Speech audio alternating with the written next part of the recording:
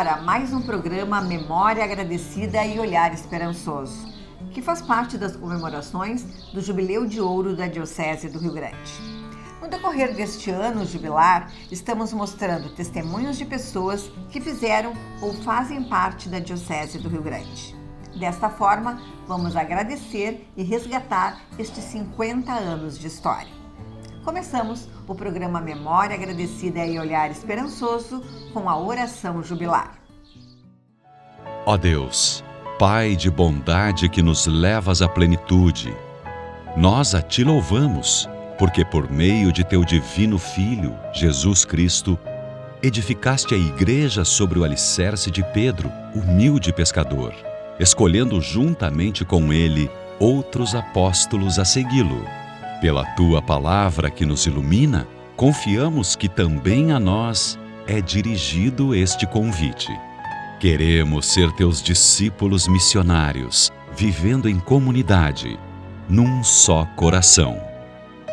Envia-nos para que todos tenham vida e a tenham em abundância, que Teu Espírito Santo, infundido em nós pelo batismo, nos torne Tuas corajosas testemunhas.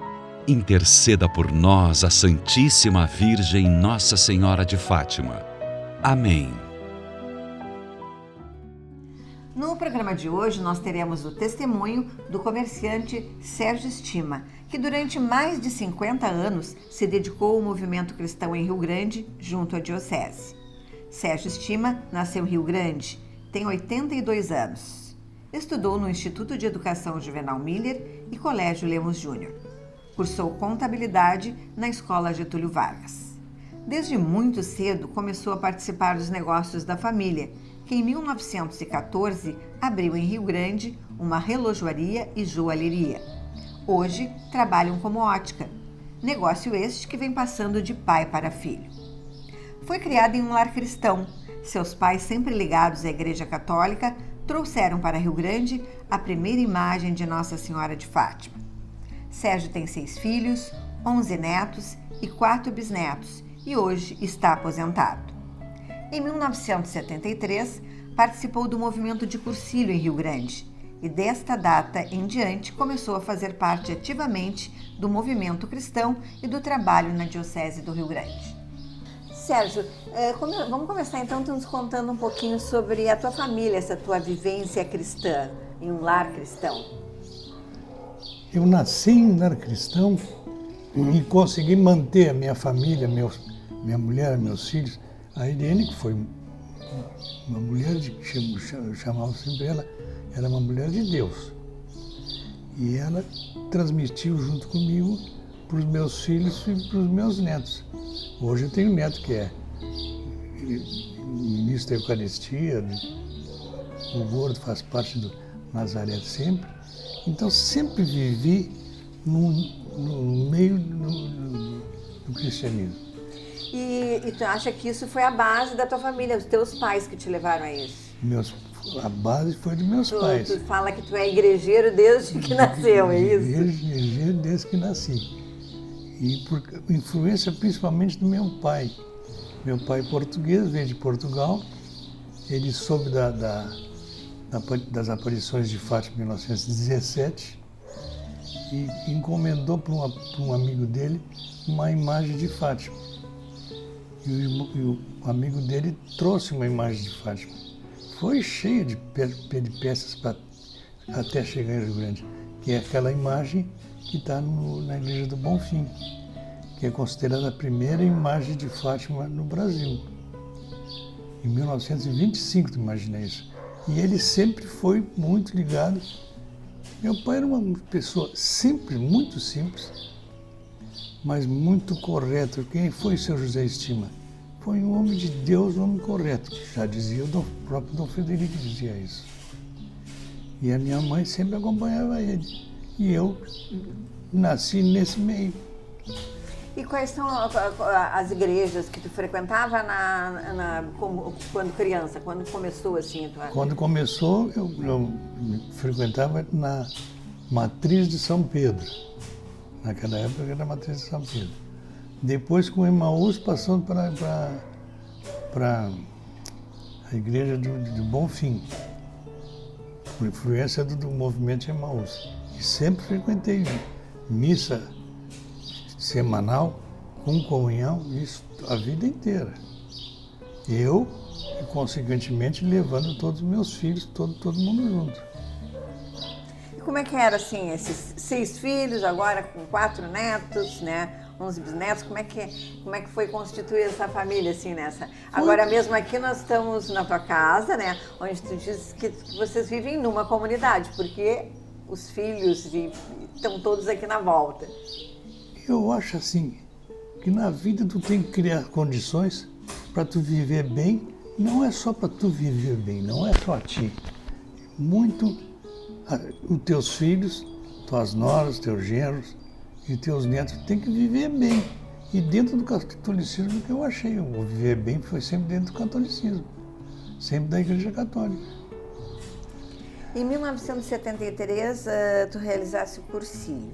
E como é que foi? Esse movimento ainda te aproximou mais da igreja, dos movimentos? Muito. Foi aí que eu cheguei mais perto de Deus.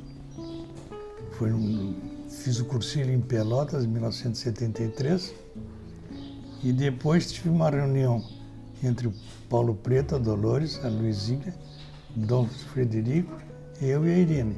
Nos convidaram para uma reunião. Nós fomos na reunião, o que era? Era para trazer o movimento de Emaús para Rio Grande. Então eu fui passar um fim de semana em Porto Alegre fazendo um curso de dirigentes, depois fui fazer o Emaús, eu, Padre Bogo e 3 jovens.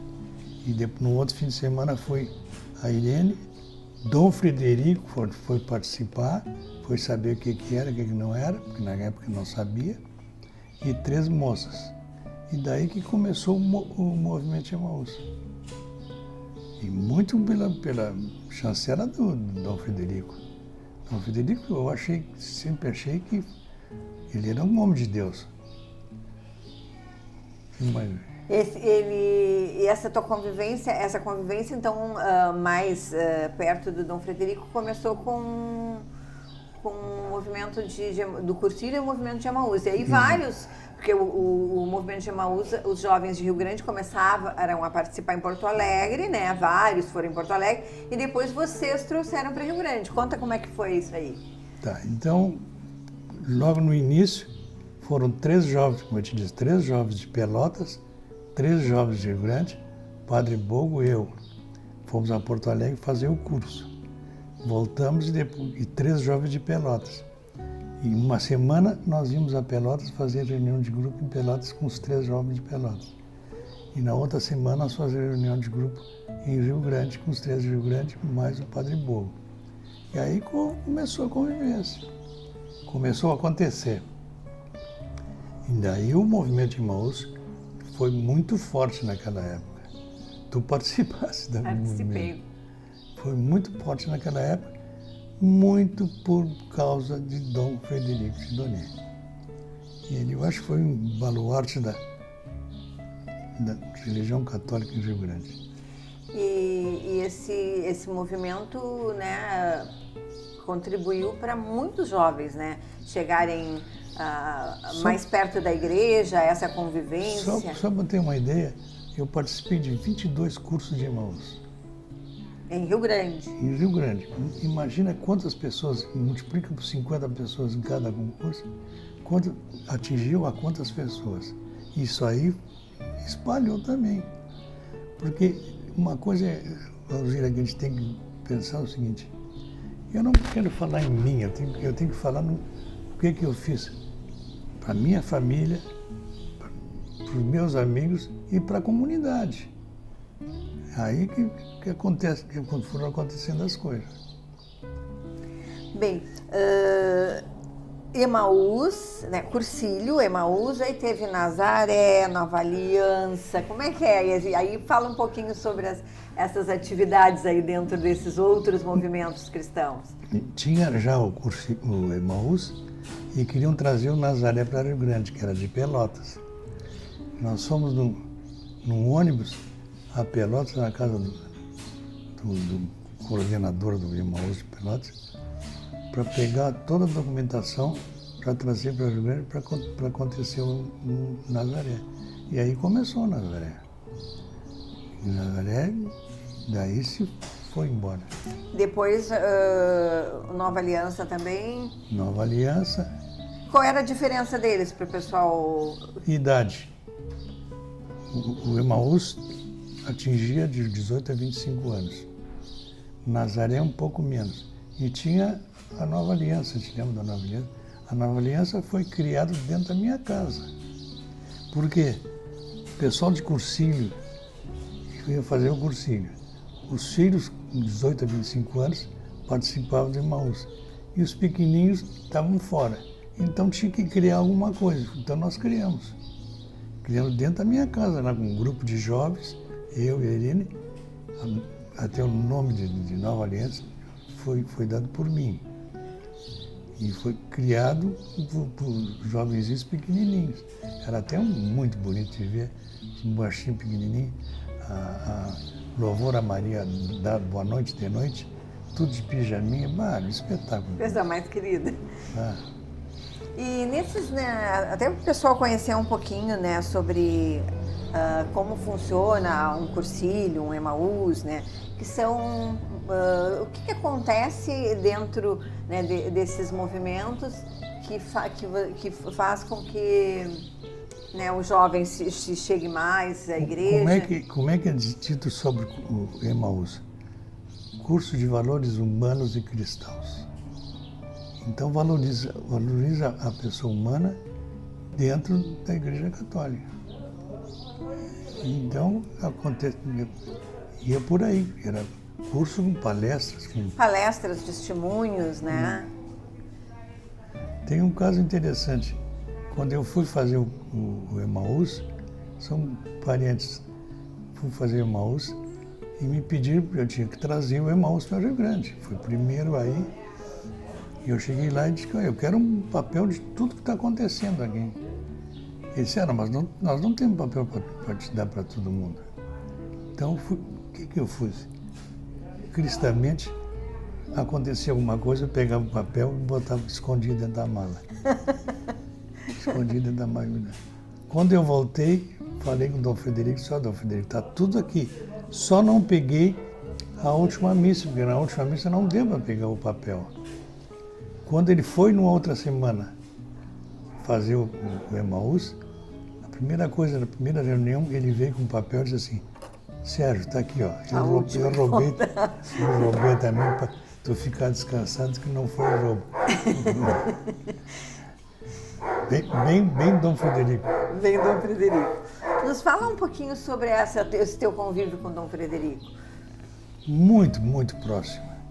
Porque dentro do Emaús nós tínhamos um vereador da ordem, tu te lembra disso? O Dom Frederico sempre participou. De todos E ele chegava no cassino e ele vinha visitar a gente. Chegava no Rio Grande, domingos ia lá em casa jantar com a gente. Então eu sempre teve, e sempre discutindo e resolvendo os problemas da igreja daquele setor. Então sempre tive um contato muito forte com ele. E ele foi um dos marcos desses 50 anos, né? Foi esses 15 anos, né, que o Dom Frederico foi como bispo da nossa cidade. Quando eu conheci ele, eu te contei, foi quem hospedou o arcebispo, Dom Vicente Scherer, foi meu pai. O Dom Frederico foi lá conversar com o Dom Vicente Scherer. Foi o primeiro contato Na época ele não era Dom Frederico não ainda. Era Frederico de Donet. E daí nunca mais, sempre ligado com ele. E sempre participando de todas as coisas da igreja, sempre. A gente fez uma entrevista ainda nesse programa Memória Agradecida e Olhar Esperançoso com o Dom Jaime Quemelo, que também nos falou, né, dessa vinda como, né, que aconteceu a vinda de Dom Frederico para Rio Grande. A minha família era muito ligada à igreja. E a igreja de Rio Grande era ligada à Diocese de Pelotas. eu sempre tive envolvido com o Dom Frederico, com os padres, com o padre daqui do Cassino, desde aquela época, e sempre junto com o Dom. E depois tive muito contato também com o Dom José Mário, muito contato, porque eu te contei que nós começamos a construir o Centro de Pastoral e eu vivia lá com ele. Pois é, nos conta essa história, assim, de como foi que ali o prédio onde agora é o bispado foi uma conquista da diocese, né? Era de um cristão forte de Rio Grande. E ele doou aquele prédio daquela esquina para a diocese. E Dom Frederico começou a fazer um projeto junto com Oscar Carneiro do prédio daquilo ali. Foi quando eu me meti e fiquei de primeiro presidente da comissão para a construção daquele prédio. Isso era um sonho, construir o prédio. Mais de 2.000 metros quadrados. Foi o que eu te disse. Será que nós não temos condições de fazer isso? Aí como é que aconteceu? Foi para começar a envolver as pessoas para que essa obra saísse? Lógico, aconteceu o seguinte, eu era presidente da comissão e começamos a envolver um monte das entidades todas, Cursília, Emaús, Nazaré, todo mundo participar daquela construção. Que naquela época o dinheiro vinha do Advênia. Mais de 60% do prédio veio dinheiro da Alemanha.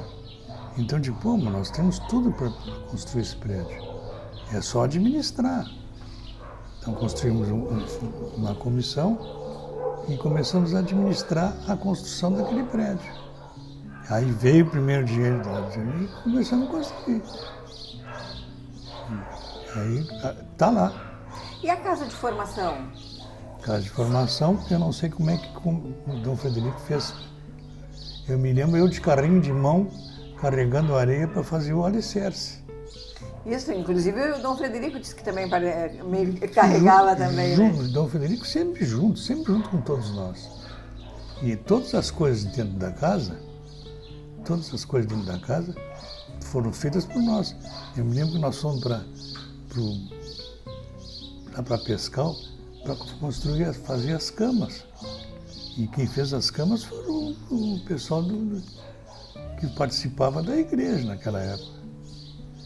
As camas, tudo aqueles quadros, aqueles crucifixos, tem um crucifixo em cada peça, feita pelo Júlio, meu irmão. Então era interessante como a comunidade se juntava, como se envolvia no projeto. É.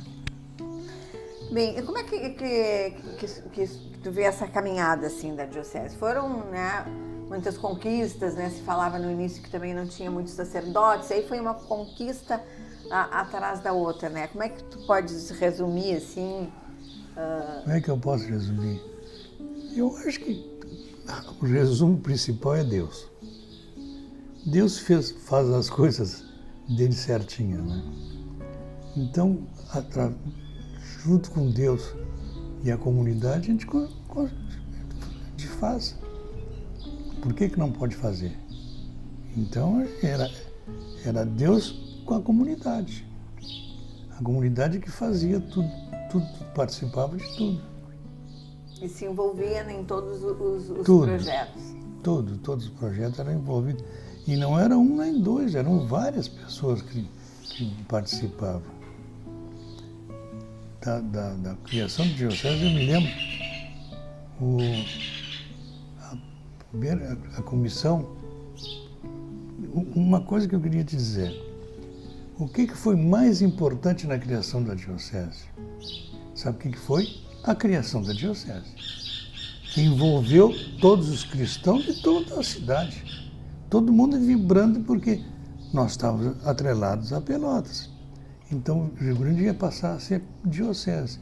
Então, quando teve a notícia que ia ser a diocese de Rio Grande, envolveu todo mundo. E todo mundo participou. seu Papaléu, doutora Vieira, aquela turma toda que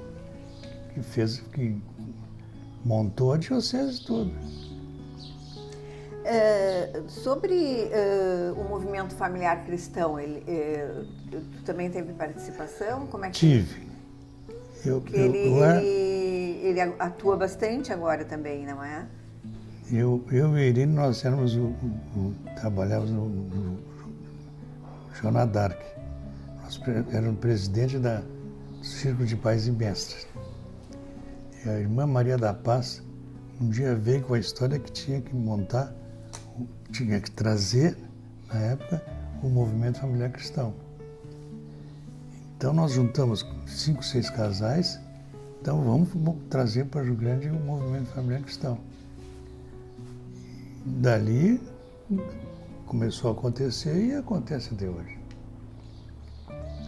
É bem forte, né, a participação. Ele já foi forte, depois ficou fraco e agora está muito forte de novo. E é através desses movimentos, né, que se fortifica, né? Eu acho que a igreja de Rio Grande tem uma coisa muito boa. São esses movimentos todos, que eles juntos todos levantam toda a igreja. Faz que todo mundo participe. Tu vai na missa domingo aqui no cassino, tu vai fulano, todo mundo conhecido, principalmente daquelas turmas todas que trabalharam. E não é trabalhar, trabalhavam, participavam, estavam juntos, inclusive financeiramente. Sim, porque isso envolveu tudo, né? Trabalho físico, né? De campanhas, para que as coisas pudessem acontecer.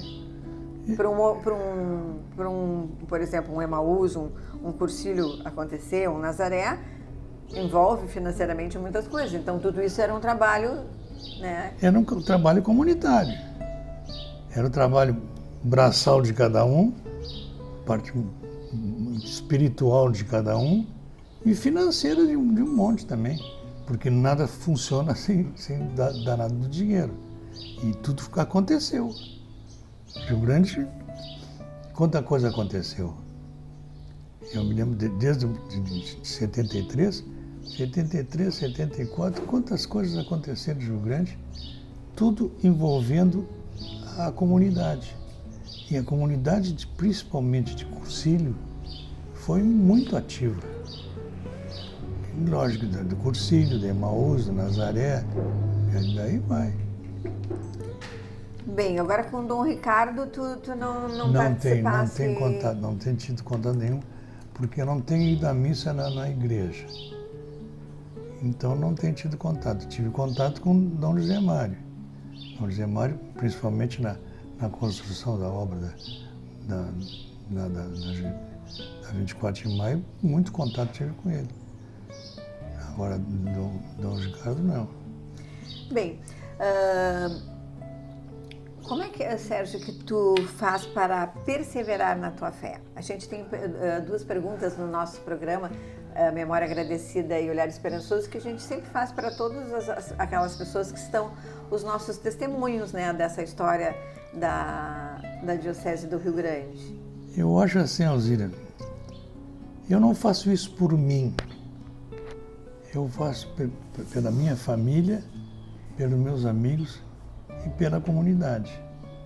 Por que eu não vou fazer isso? Eu me pergunto por que não? Por que não? Por que eu não vou parar de participar? Por que eu não vou levar uma palavra? Quantos cursos que a gente fez, quantas palestras a gente fez em Rio Grande, sempre levando a palavra de Deus para os outros. Mas não era só, eu não fazia como diz, eu não fazia aquilo para mim, eu fazia aquilo para a comunidade. E onde é que tu buscava essa força, assim, em leituras, nos cursos, rezando na igreja? Como é que vinha isso? Em tudo isso. Em tudo isso. Em tudo isso aí. Principalmente que eu acho que quando o velhinho lá bota o dedo em cima de ti, assim, olha, tu vai ser meu discípulo. Eu acho que foi muito obra de Deus que fez com que eu nunca parasse de fazer.